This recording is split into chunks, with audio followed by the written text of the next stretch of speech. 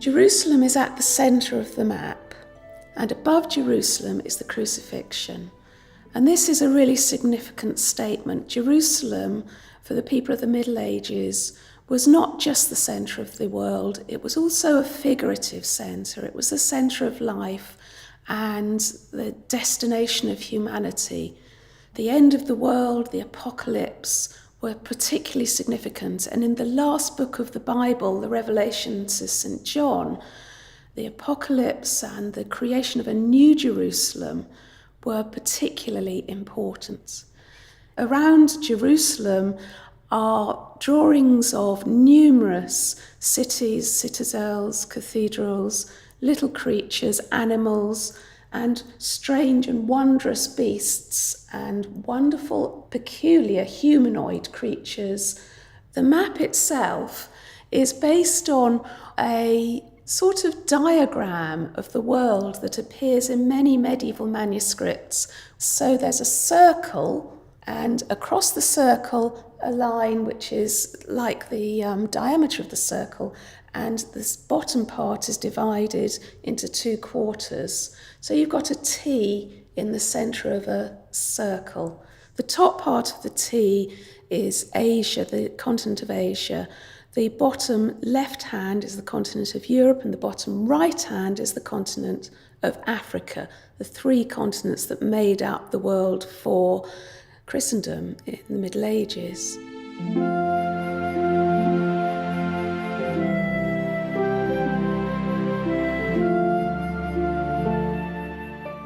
The Hereford Mappa Mundi is the largest surviving Mappa Mundi from the Middle Ages.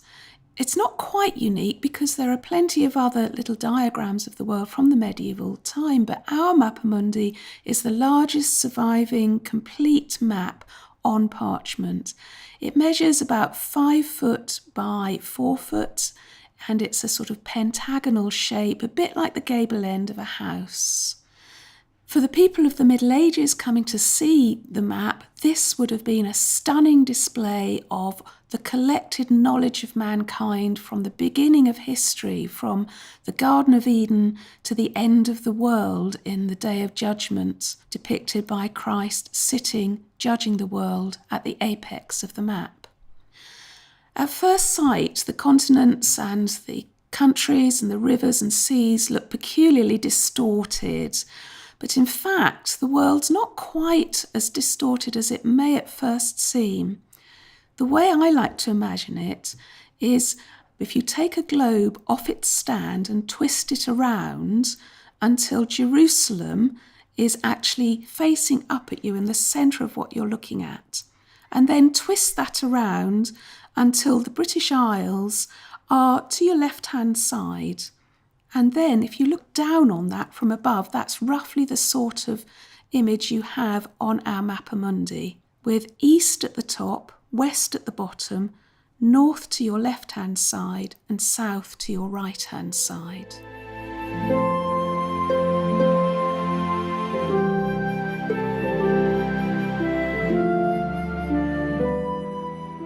The map depicts the whole world as it was known by Western Christendom in the Middle Ages. The world's ocean surrounds the terrestrial landmass. It's full of islands, the largest of which by a very long way are the British Isles. They're strangely distorted and very squashed, but they're incredibly big compared to the rest of the world. The British Isles includes a number of cities. London's very big, York is very big, Lincoln is significantly large, and the details for Lincoln are really quite interesting. You can see the little houses going up the hill, you can see the building at the top of the hill, and this is one of the reasons that many people believe the map may have been made in Lincoln, or at least copied from an exemplar that had been made in Lincoln by someone who knew Lincoln. Hereford itself on the map is very small and very indistinct. According to Malcolm Parks, who's examined the handwriting of the map, the whole entry for Hereford was actually added after the map had been made, but by the same scribe. And in order to add it, he had to scrub out what had originally been the wording for the River Severn. So he rubbed it out with his penknife, and then over the top of the rubbing wrote in the words for Hereford and the River Wye. Hereford itself now is also very faint and rubbed out. Pilgrims, over the many centuries the map has been displayed, have been pointing to Hereford with their fingers and saying, "Look, there we are, there's Hereford." I think all those little bits of information make the map seem quite human in a way.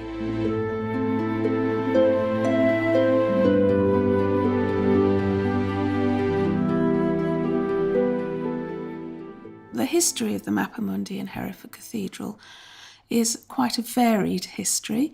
The first we definitely know about it in the cathedral is in 1684, when Thomas Dingley saw it hanging there and talks about a curiosity in the library drawn by monks. Well, actually, we know it probably wasn't drawn by monks today. After that, evidence for it being in the Lady Chapel comes from John Carter, who drew a sketch of it in the Lady Chapel within its wooden triptych. On one side of the triptych is the angel, and the other side is the Virgin Mary, so the triptych is portraying the Annunciation. The cathedral librarian in the 19th century was a man called Francis Havergal, and Havergal mentions that during the Civil War in the 17th century, there's a custom that the map was actually hidden underneath the floorboards in perhaps the Audley Chapel or maybe the Lady Chapel. It would have needed to be hidden, of course, because of its very Catholic drawings, because, of course, the Protestant army would have wanted to destroy all evidence of popery. After that, we come into the 20th century, and during the Second World War, the map was again taken away from the cathedral and protected, almost certainly in a coal mine in Bradford-on-Avon, but there's also talk of it being kept for a short while in a wine cellar at a house called Hampton Court, not Hampton Court near London, but a Hampton Court in Herefordshire. It's been for conservation several times to the British Museum, and it's also been to various exhibitions at various times in its life, but recently it's been very stable and kept in the cathedral in its atmospherically controlled conditions in its purpose-built building. For Hereford Cathedral today, Mappa Mundi is an amazing piece of unique medieval history, and we're very, very proud to have it. We prize it immensely.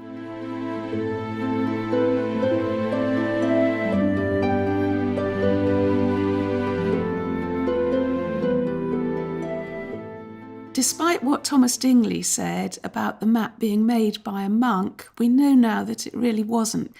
It was made by a scribe and several artists.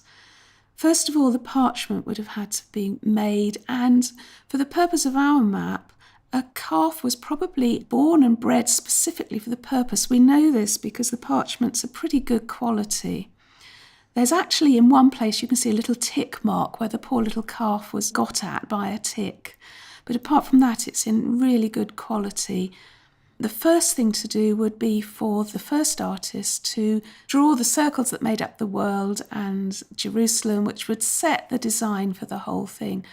After the circles have been put in, then the outlines of the seas and the rivers, and then the animals were drawn in first, and then the cities.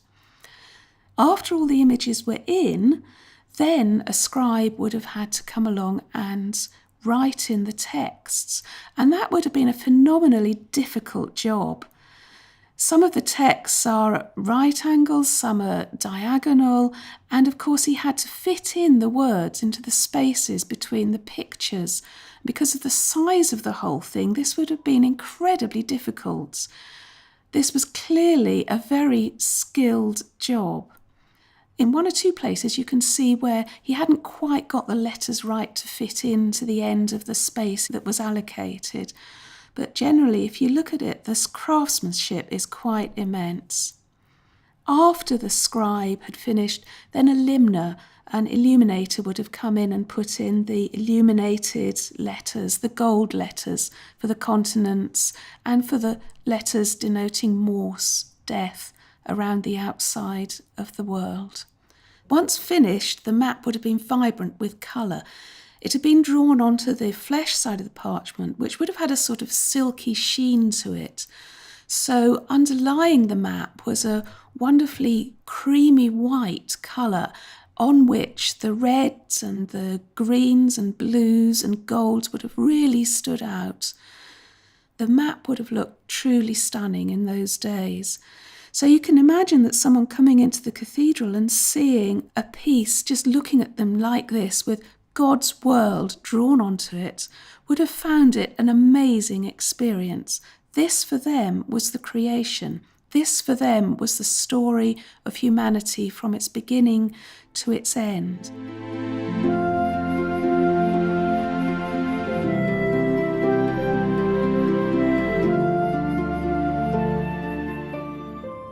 On the map as well, there are a number of sites of biblical stories. Noah's Ark on the map is a wonderful little drawing of what you might think is perhaps a child's toy. There's a boat-shaped feature with a pitched roof, and there are arched windows, and through the windows you can see animals and actually humans on the boat. The boat's hull itself is sort of woven. It's really quite a pretty little picture. But Noah's Ark was pretty significant because after the flood, it was the sons of Noah, Ham, Shem and Japheth, who populated the 3 continents of the world. Noah was also a particularly seminal figure in the history of the world for the Middle Ages. He was the chap to whom God promised he would never again flood the world. And of course, he set a rainbow in the sky as a mark of his promise. There are other figures on the map that are important for biblical history as well. Abraham is in the city of Ur, and also Moses. And Moses is receiving the commandments from the hand of God. He kneels at Mount Sinai. He's next to the Red Sea, and the Red Sea features very prominently indeed. It's a sort of orangey red colour. And the Red Sea is in fact parted. There's a gap through it. And this is to show the route of the children of Israel out of Egypt. It leaves Egypt, goes up to the Red Sea, across the Red Sea, through that gap I've just spoken of, and then it forms knots. It's a figure of 8, and it wanders about in the desert where the children of Israel get lost. And eventually it unwinds itself and ends up in the Promised Land. The story of Moses for the people of the Middle Ages was incredibly significant because it wasn't just a literal story. They looked on it as a story that had multiple meanings. For them, it also meant the story of redemption from the sins of this world to salvation in the next world. It also meant resurrection. It also meant baptism. It had multiple meanings. And in a sense, the map also has multiple meanings. We've already mentioned Jerusalem and the figurative meaning and the literal meaning of Jerusalem. And the map as well pointed not just to worldly time, it also pointed to cosmological and spiritual time.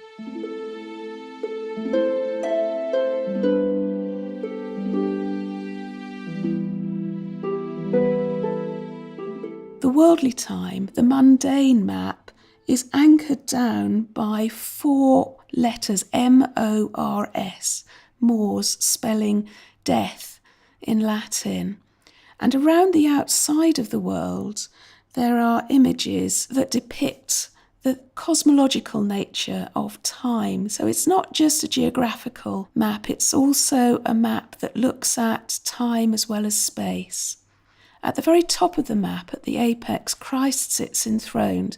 He's displaying the wounds of the crucifixion on his hands and on his feet and in his side. around him there's a rainbow. At his feet, the Virgin Mary is interceding for mankind at the day of judgment.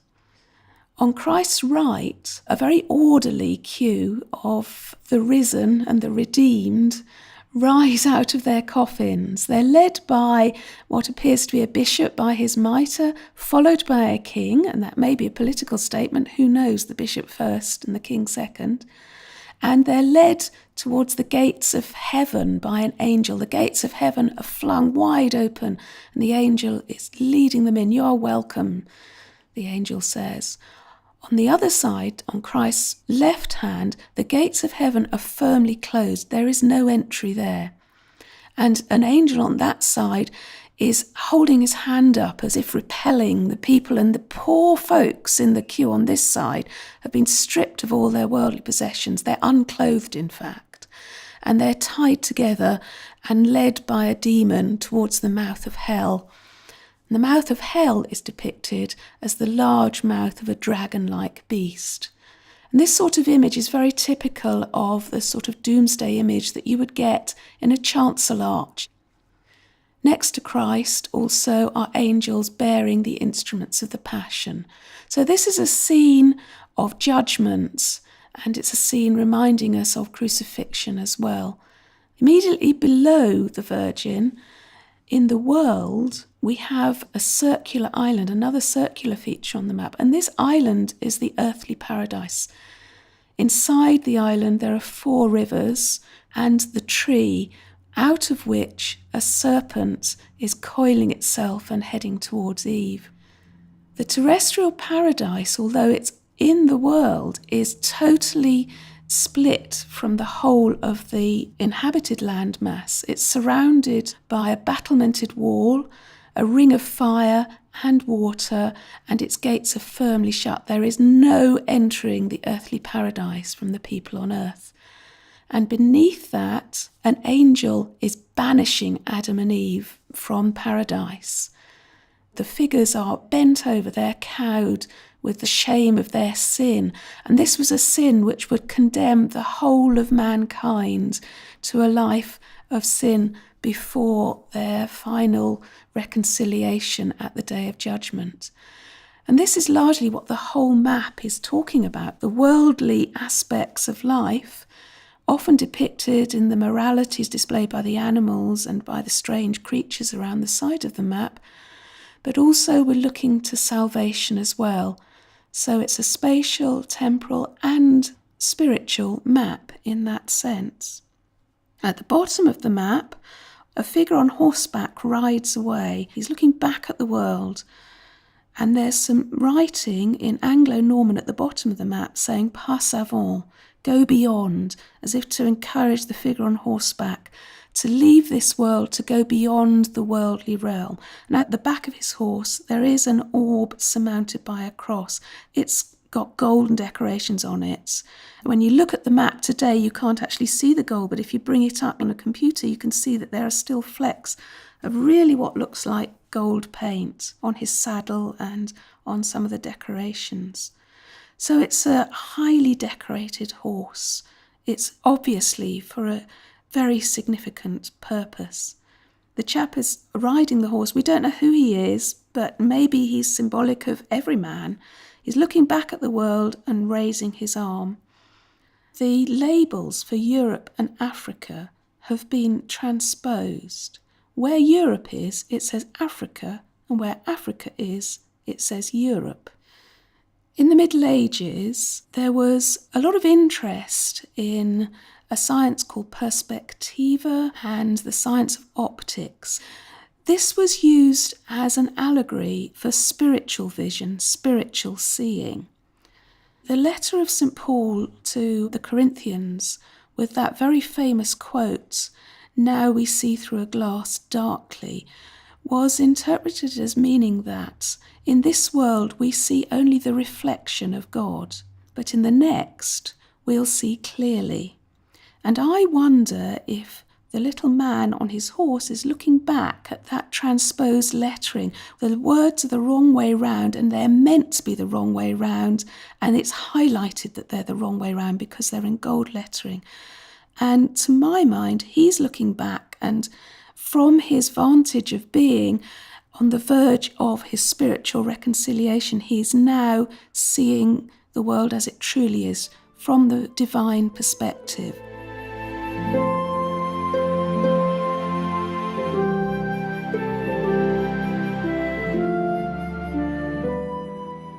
There are many images of animals, and many of these go back to the bestiary images. Bestiaries were very popular during the Middle Ages. These were books cataloguing and itemising all the wonderful creatures of the world, but they were based on not zoological or biological concepts that we would understand today. They were based more on moralistic and theological notions. The unicorn, for instance, has an interesting legend. The unicorn was thought to be a very ferocious beast, but when it laid its head in the lap of a maiden, it was instantly tamed, and it became a sort of image for Christ and the Virgin Mary. Another animal that's quite interesting is the elephant. The elephant was thought to be very monogamous. It was a monogamous creature. The pelican has a wonderful legend attached to it that the pelican chicks die, and after 3 days they're raised again by the pelican pecking at their breast and drawing blood, and that was made an allegory of Christ redeeming the world through his own blood.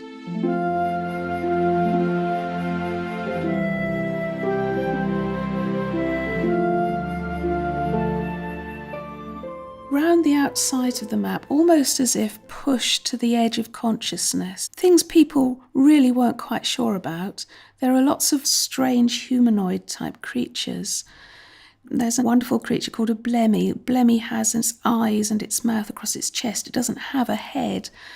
I don't think all the people of the Middle Ages really did believe creatures like this existed. Some medieval manuscripts have moralistic and fairly sceptical comments about them. About the blemmies, for instance, one manuscript says something like, "But do these creatures exist? For sure they do. Why? They are lawyers who have their mouths in their bellies." I think that's quite amusing. I think it shows that the people of the Middle Ages were very, very similar to us.